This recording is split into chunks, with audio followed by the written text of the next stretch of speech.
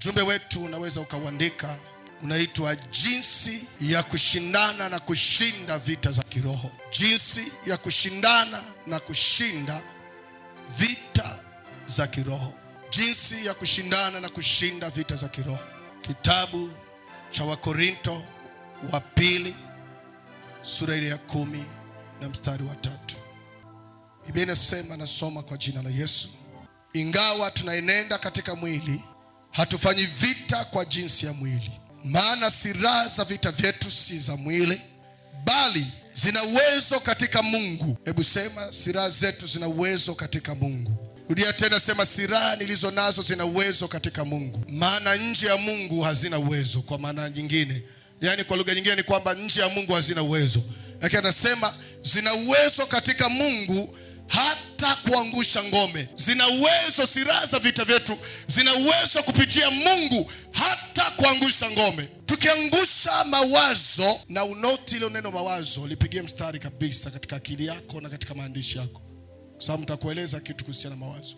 Tukiangusha mawazo na kila kitu kilichoinuka kijinuacho juu ya elimu ya Mungu, na tukiwa tayari kuteka nyara kila fikra ipate kumtii Kristo. Biblia inasema ingawa tunaenenda katika mwili huu, hata kama tunaishi katika mwili huu dhaifu, katika dunia hii ya damu na nyama, tukitembea tunaweza tukaonekana kama binadamu wengine. Tukitembea tunaweza tukaonekana kama wanadamu kabisa. Lakini anasema hatufanyi vita kwa jinsi ya mwili huu. Nimekuambia ujumbe wetu unasema jinsi ya kushindana na kushinda vita za kiroho. Sasa vita za kiroho hazipiganiwi katika mwili huu. Hiyo ndio jinsi hiyo. Hata kama shetani angefanya nini huku nje katika mwili wako, ila wewe elewa, hatushindani kwa mwili huu, tunashindania ndani. Kuna wakati mwingine shetani anaweza kukuinulia mambo katika mwili huu, kwa sababu shetani hapendi vita za kiroho zipiganiwe rohoni. Hiyo ni vita, ni jambo ambalo hataki kabisa. Mwambie jirani yako, shetani hataki vita ya kiroho tuipiganie rohoni. Huku duniani katika mwili huu anaujua mwili wako ni dhaifu, hauna uwezo wa kujitetea, ila nguvu ulizonazo ziko ndani, ziko rohoni. Kwa hiyo akipigana na mwili wako lazima akuangushe, akitumia uwanja wa huku mwilini. Ndio maana anaweza akamwamsha mpangaji mwenzio, mwenye nyumba wako, au huyo mpangaji wako, fanya kazi mwenzio, fanya biashara mwenzio, akaamka amekushikia vidole vitatu, akakuchamba, akakuinukia. Na wewe kwa kutokuelewa hii vita ni ya kiroho, shetani anataka wewe upigane mwilini. Wewe unamwangalia nje baada ya kuangalia roho iliyoko ndani yake. Kile kinachomsukuma kukushikia vidole na kukuchambua utakuwa ndio udili nacho. Wewe unadili na kilichoko nje.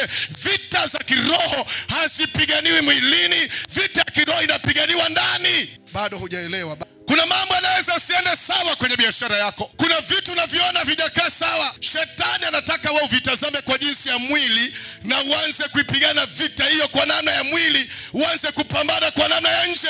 Lakini Bwana anakuambia vita hiyo ukienda nayo kichwa, ukienda nayo kimwili hautaishinda. Jambo hilo liangalie kiroho. Biashara unapoona ina drop, usiende kichwa kwa namna ya mwili, iangalie kiroho na uipigane kiroho.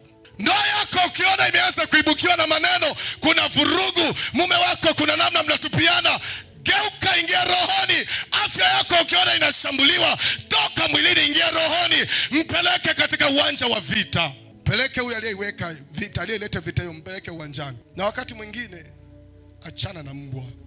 Achana na mbwa hata kama zinabweka. Mwambie jirani yako, achana na mbwa hata kama zinabweka. Unaweza ukawa unabwekewa na mbwa, zinakubwekea mbwa. Shetani anataka akubwekee huku nje. Wenye nguvu wana maneno, wanasema sipigani na mbwa, napigana na mwenye mbwa. Wanaochelewa sawa sawa huwa wanasema sipigani na mbwa, napigana na aliyemtuma huyu mbwa. Huyo ndio akipata kipigo. Ulisaona mbwa akiona mbosi wake amepigwa anavyofanyaga? Huwa anakunja mkia namna hii. Hajapigwa yeye, lakini amepigwa mwenye mbwa.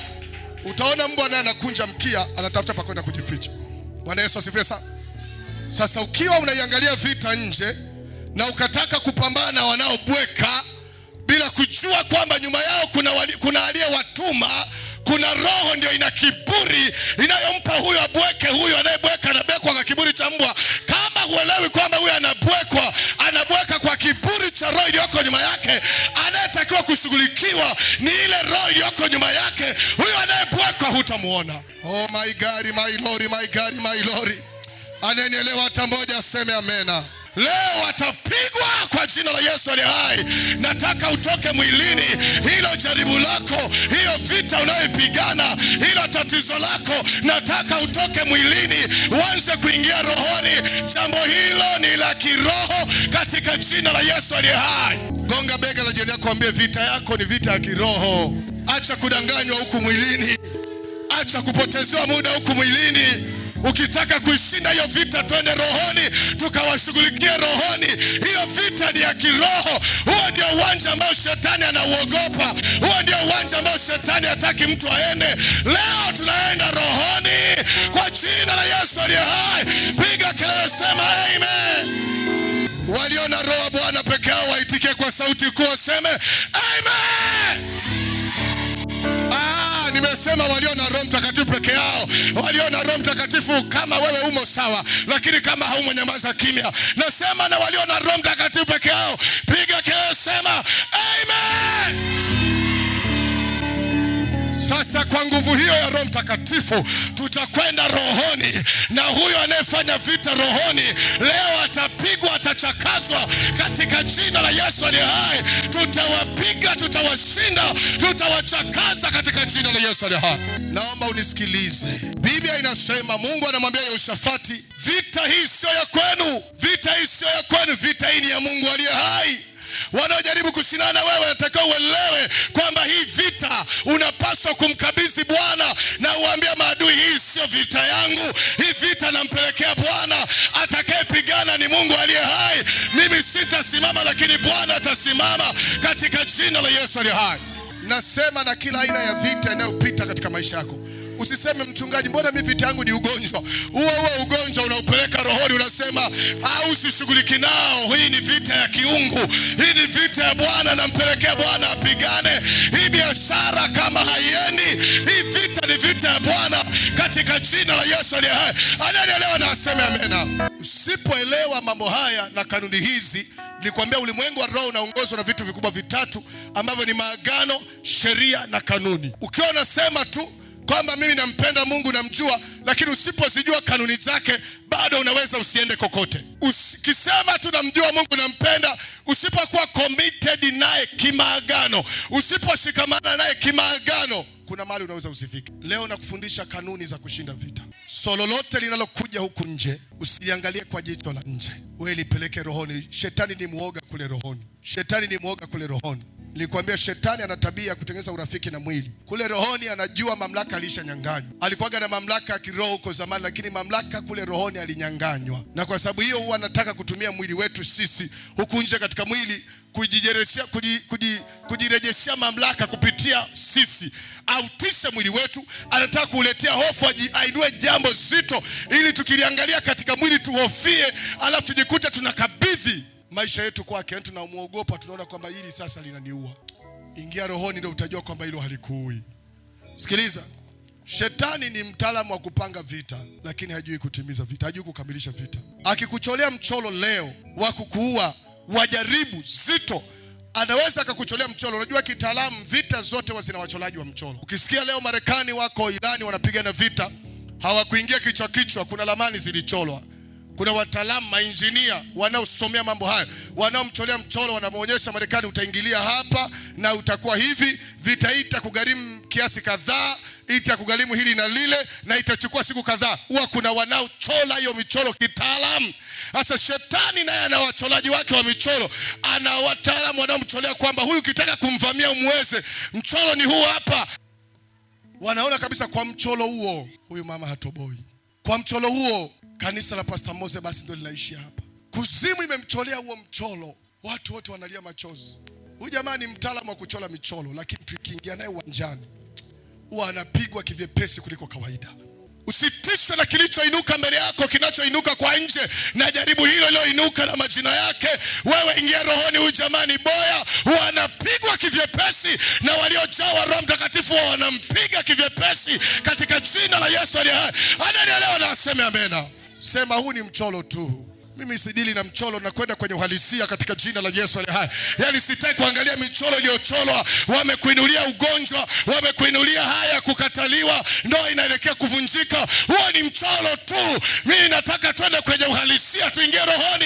Hii vita ikapiganwe hapa kwa hapa katika jina la Yesu aliye hai. Mwambie huo ni mchoro tu. Jirani yako mwambie huo ni mchoro tu. Kwenye uhalisia sio hivyo. Unaweza ukatiswa na namna jaribu lilivyopangwa, na namna lilivyokaa, ukaona kwamba unaishia hapo. Hapo sio mahala pa kuishia. Nataka nikuhakikishia hatufii hapa, hatuangukii hapa. Hapo sio mahala tutakapozikiwa. Sasa unisikilize. Vita ya kiroho huwa inaanzia hapa kwenye mindset yetu. Mindset zetu, akili zetu hizi. Bwana atusaidie sana. Na nataka nikwambie unapita katika matatizo hayo. Chanzo cha mateso bila kujali yametoka wapi, yalianzia hapo kwenye mindset yako. Vita iko hapo kwenye mindset yako. Na leo nataka Bwana kusaidia kukubadilishia mindset na utanielewa. Ndio maana nimekwambia ushike sana kule mstari unaosema tukiangusha kila wazo. Nikwambia upigie mstari, ukiangusha kila fikra. Hapo kwenye mawazo na fikra ndio vita ilikuanzia. Una negativity nyingi sana. Hujui kupokea changamoto positivity. Yaani huwezi kuzipokea changamoto kama fursa ukaziona kwamba hili haliji kuniangamiza. Yaani jaribu, shetani anainua jaribu zito, alafu unamhakikishia shetani umejichanganya ili haliji kuniangamiza. Ila wewe una negativity. Kila kitu unachokiona unaona kama kimekuja kukuua. Kimekuja kuiki. Mchungaji hapa sitoki. Nataka nikwambie kilichoua wengine wewe hakitakuua. Kilichokatisha hatima za wengine wewe hakiwezi kukatisha ya kwako. Ni mradi uwe positive tu. Yaani uone kwamba hili jaribu hili ni dogo mno, hili linapigika tu kivyepesi. Mbona hili hapa napita tu kivyepesi katika jina la Yesu aliye hai. Unaendelea kulipa nguvu kadri unavyokaza kuliona kwamba hili na hili. Mchungaji niombe tu, baba niombe tu. Unalikoleza tatizo. Wewe ona tu, mchungaji ukija kumshirikisha mshirikishe kama baba. Mchungaji, baba yangu kuna hali ABCD. Ila namwamini Bwana atanipa kushinda. Bwana asifiwe sana. Niombe baba yangu, najua baba atanipa kushinda. Ukija positive namna hiyo, hata mimi unanifanya kuwa na nguvu. Bwana asifiwe sana. Kanisa sema amen. So tatizo ni mindset yako. Nataka leo Bwana kusaidia tuangushe kila fikra, tuangushe mawazo ya kushindwa, mawazo ya kukata tamaa, mawazo ya kuona kwamba hili ni zito kuliko yaliyopita. Nataka nikwambie wanaokuinda leo, walikuinda tokea ukati umetungwa mimba, ukiwa bado ni maji tumbo la mama yako. Walitaka mimba hiyo itoke, lakini hawakuweza. Wakati umezaliwa, kuna mambo uliyapitia mazito. Muulize mama yako, atakwambia kuna vita imepiganwa uchanga wako si ya kawaida. Walitaka ufe tokea bado mtoto mdogo. Bwana amekusaidia kuwashinda ungali mtoto mdogo. Leo atakuweza. Tayari unajitambua, leo atakuweza. Bwana aliyekusaidia nyakati zile atakusaidia na leo. Utashinda hata vita hiyo katika jina la Yesu aliye hai. Anaendelea na aseme amena. Usikubali akili yako ikadanganywa ikageuzwa kwamba hili ndio kubwa kuliko yaliyopita. Hebu vuta tu fikra na mwenye kumbuka majaribu uliyowahi kuyapitia. Kumbuka kuna mazito ulishokutana nayo, ni ile tu adui ana tabia kukusaulisha. Tulishapita katika mambo ya kukatisha tamaa. Tulishapita katika mambo ambayo wanaoyasikia wanakamata vichwa, wanasema sijui. Wanasemaga kuna waombaji labda wajaribu. Yaani hawasemi tu kwamba Mungu atatenda, wanasema labda wajaribu. Bwana tusaidie sana. Nataka nikwambie hapa tunapita. Utavuka tena, utavuka kishujaa. Na kuhakikishia kama Mungu ninayemwabudu isivyo, utavuka tena, unavuka kishujaa. Nasema tunavuka kikamanda. Anaendelea. Oh my God, my Lord, anaendelea. Aseme amen. Sasa katika somo hili leo tunakuwa kama tunajenga msingi. Tunakwenda kufanya vita ya kimadhabahu. Leo tunakwenda kuangusha madhabahu. Vita za kiroho ni vita za kimadhabahu. Madhabahu huwa zina tabia kupigana. Kwa vita ya kiroho ni vita ya kimadhabahu. Andika kipengele hicho. Vita za kiroho ni vita za kimadhabahu. Madhabahu ni nini? Madhabahu ni roho inayokaa nyuma ya kitu chochote. Hebu sema roho inayokaa nyuma ya kitu chochote au tatizo lolote. Hiyo ndio inaitwa madhabahu. Unaweza kuwa ni ugonjwa ukaitwa madhabahu. Kwa nini? Kuna roho iliyoko nyuma ya ugonjwa. Ukisikia hapa ni madhabahuni, madhabahu haitafasiriwi na stairs. hizi ngazi kwamba si umeona ngazi pale ndo madhabahuni. Madhabahu sio hizi, tafasiri sio hizi. Madhabahu sio mapambo. Bwana asifiwe. Madhabahu ni roho iliyoko hapa. Hapa namna palivyotengwa hivi. Kuna roho iko hapa na manuizi yanayosemwa.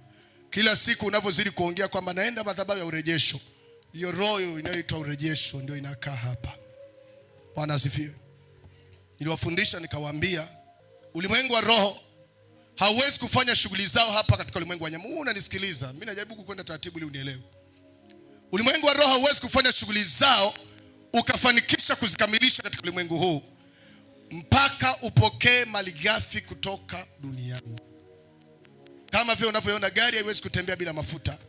Ulimwengu wa roho pande zote mbili, awe Mungu awe mapepo, kuna mambo hawezi kufanya mpaka wapokee malighafi. Na malighafi hizo nilikwambia ni mindset zetu. Ulimwengu wa roho unataka usababishe jambo la nje ambalo sio lenyewe halisi, ila ni kitu ambacho kitaisaidia kupata malighafi, kupata mindset yako.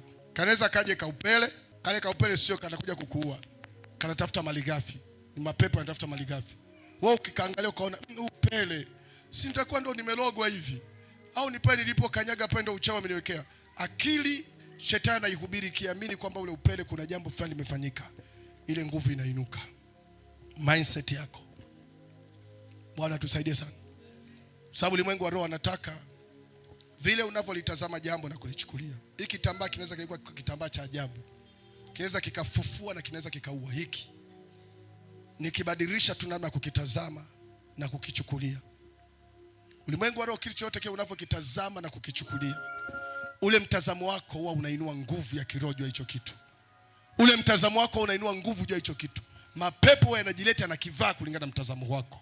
Usifikiri walioabudu miti na mawe na mito na mambo kadha wa kadha kwamba walikuwa wanaabudu bure. Waliabudu vitu vilivyotenda miujiza kwao. Kuna walioomba miti, mvua ikaja. Waliomba mawe na mambo kadha wa kadha. Ile miti na yale mawe hayakuwa mawe tofauti na haya unayoyajua. Haikuwa miti tofauti na hiyo unayojua. Haikuwa mito tofauti na hiyo unayojua. Ilitengenezwa kimtazamo, ikavaa roho. Ilitengenezwa kimtazamo wanadamu tu alivyotazama huu mti, kuanzia leo sio wa kawaida, huu mti ni wa kipekee, huu mti ni hivi, tutakuwa tunaabudu hapa, tutakuwa tunakusanyana hapa. Wakaanza kufanya kwa Mungu. Tayari kiroho wanaleta maroho yao yanauvaa ule mti. Na unaanza kuwafanyia vitu vile walivyoutazama na kuuchukulia. Bwana tusaidie sana. Ndio maana unasikia kuna vyumba ndani so special. Vile vyumba usifikiri vilishuka kutoka mbinguni, chumba kinachojengwa kwa tofali zetu.